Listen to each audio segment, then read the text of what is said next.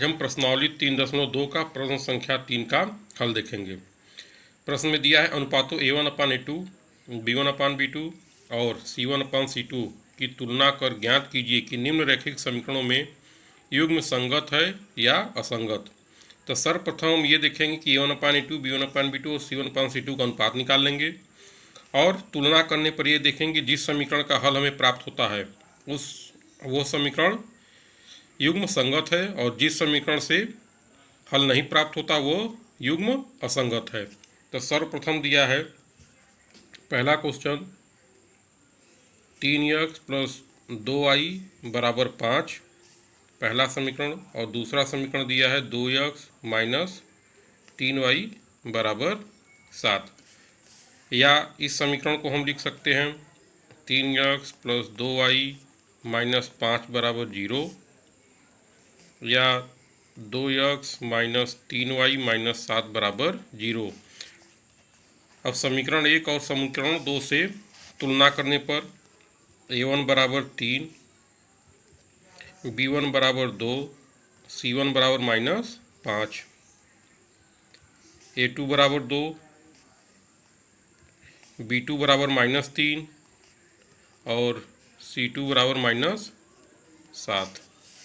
अब A1/A2 बराबर 3/2, B1/B2 बराबर 2/-3 और C1/C2 बराबर 5/7। यहाँ हम देखते हैं कि A1/A2 can not equal to B1/B2, इसलिए दोनों रेखाएं एक दूसरे को प्रतिच्छेदित करती हैं। तो ये जो समीकरण युग्म है संगत है, इसलिए रैखिक समीकरण के युग्म संगत है। अब हम दूसरा क्वेश्चन देखेंगे। दूसरा दिया है, पहला समीकरण दिया है 2x माइनस 3y बराबर 8 और 4x माइनस 6y बराबर 9। इस समीकरण को लिख सकते हैं 2x माइनस 3y माइनस 8 बराबर 0, समीकरण 1। इस समीकरण को लिख सकते हैं 4x माइनस 6y माइनस 9 बराबर 0। ये हो गया समीकरण 2। अब समीकरण 1 और समीकरण 2 से A1/A2 निकाल लेते हैं। A1 बराबर 2, B1 बराबर माइनस 3 और C1 बराबर माइनस 8, A2 बराबर 4, B2 बराबर माइनस 6, C2 बराबर माइनस 9। अब अनुपात A1/A2 2/4 बराबर 1/2, B1/B2 बराबर माइनस 3/-6 बराबर 1/2 और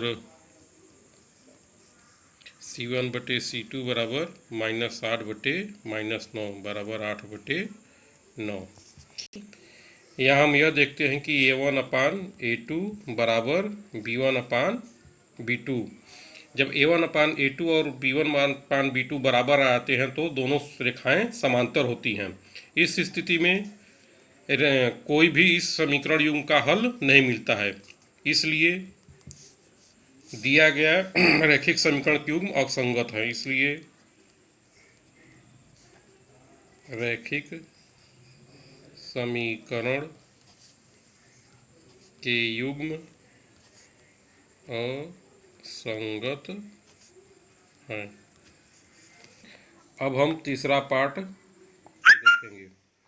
पहला समीकरण दिया है 3/2x प्लस 5/3y बराबर 7, या 3/2x प्लस 5/3y माइनस 7 बराबर 0, समीकरण 1। दूसरा समीकरण दिया है इसका 9x माइनस 10y बराबर 14, या 9x माइनस 10y माइनस 14 बराबर 0, समीकरण 2। अब हम A1/A2 निकालेंगे। A1 बराबर 3/2, B1 बराबर 5/3, C1 बराबर -7, A2 बराबर 9, B2 बराबर -10 और C2 बराबर -14। अब A1 अपान A2 बराबर 3/2 गुणित 9 बराबर 1/6। B1/B2 बराबर 5/3 गुणित -10 बराबर -1/6। C1 अपान C2 बराबर -7/14 बराबर 1/2। यहाँ हम देखते हैं कि A1/A2 can not equal to B1 upon B2। हम देखते हैं कि A1 अपान A2 और B1 अपान B2 का अनुपात बराबर नहीं है, इसलिए रैखिक समीकरण के युग्म संगत हैं। इसलिए रैखिक समीकरण के युग्म संगत हैं। अब हम प्रश्न संख्या 3 का चौथा वाला पार्ट देखेंगे। पहला समीकरण दिया है 5x - 3y बराबर 11 या 5x - 3y - 11 बराबर 0, समीकरण ये।